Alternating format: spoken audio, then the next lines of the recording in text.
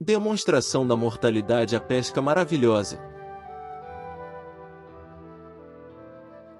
Depois Jesus tornou a manifestar-se aos discípulos na praia de Tiberíades, e manifestou-se deste modo: Simão Pedro, Tomé chamado Dídimo, Natanael que era de Caná da Galileia, os filhos de Zebedeu e outros 2 de seus discípulos estavam juntos.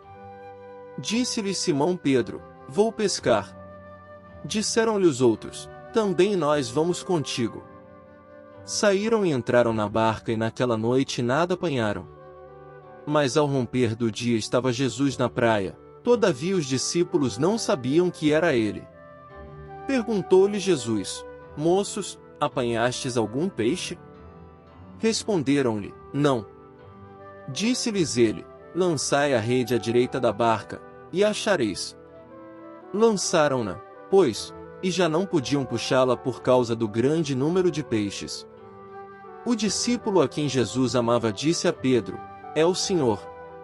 Simão Pedro, quando ouviu que era o Senhor, tomou a sua veste, porque se achava despido, e lançou-se ao mar, mas os outros discípulos vieram na barquinha, puxando a rede com os peixes, porque estavam afastados da terra somente 200 cúbitos.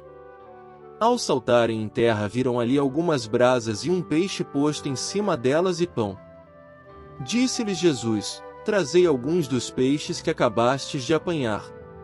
Simão Pedro entrou na barca e puxou a rede à terra, cheia de 153 grandes peixes, e, apesar de serem tantos, não se rompeu a rede. Disse-lhes Jesus: Vinde almoçar. Nenhum dos discípulos ousava perguntar-lhe: Quem és tu? Pois sabiam que era o Senhor. Jesus aproximou-se, tomando o pão, deu-lhes, e do mesmo modo o peixe. Era esta a terceira vez que Jesus se manifestava aos seus discípulos, depois de ressurgir dos mortos. João 21, 1-14. Para melhor gravar na alma de seus discípulos a realidade absoluta da sobrevivência, Jesus, o Mestre e Senhor, não se satisfez com as provas que já lhes havia dado da vida do além, reiterou essas provas com outros tantos fatos inequívocos e peremptórios, que representam o quanto pode o espírito desintegrado do seu corpo mortal e na sua existência real de vida eterna. A pesca maravilhosa, a ação que o Mestre exerceu sobre seus seguidores, os atos que lhes apresentou, ao partir o pão, ao distribuir os peixes, enfim, repetindo caracteristicamente o que já havia feito, quando com eles vivia em sua manifestação corporal, aparecendo, comunicando-se, reatando relações com os entes que lhe eram caros, Jesus, não só lhes quis dar uma prova do seu amor, como também salientar que a aparição e comunicação dos Espíritos representa a lei providencial para que o homem compreenda em que consiste a vida e o que é a morte. Parece claro e lógico que, se fosse condenada por Deus a comunicação entre ambos os mundos, o visível e o invisível, Jesus, o Mestre por excelência, o representante, o enviado do Supremo Senhor, o executor de suas leis, não teria sancionado com o exemplo essa lei que rege ambos os mundos. Se é crime exercer esse ministério, como julgam erroneamente os corifeus das religiões sacerdotais, Jesus é criminoso, infrator da lei, em vez de cumpridor da mesma.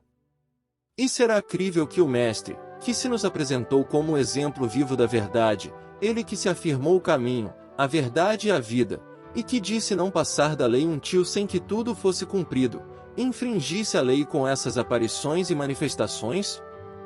As aparições do Cristo autorizam forçosamente as aparições dos mortos, e, consequentemente, as suas comunicações conosco. Paulo, que é doutor nesta matéria, diz: se os mortos não ressuscitam, Cristo também não ressuscitou, e é vã a nossa fé. Ressurreição quer dizer aparição, manifestação, comunicação, palavras que, traduzidas em fatos, se acham estreitamente ligadas. E assim como os apóstolos se inteiraram da ressurreição do Cristo entretendo com ele relações de amizade e simpatia, os verdadeiros cristãos, que sabem que a vida em sua realidade é una e que a existência terrestre não é mais que uma fase da vida real, também se inteiram da ressurreição dos mortos comunicando-se com eles. Se é pecado, se é crime entreter relações com os que se passaram para o além, ipso facto não pode deixar de haver pecado nas comunicações do Cristo e nas dos santos, cujas narrativas enchem as páginas da história.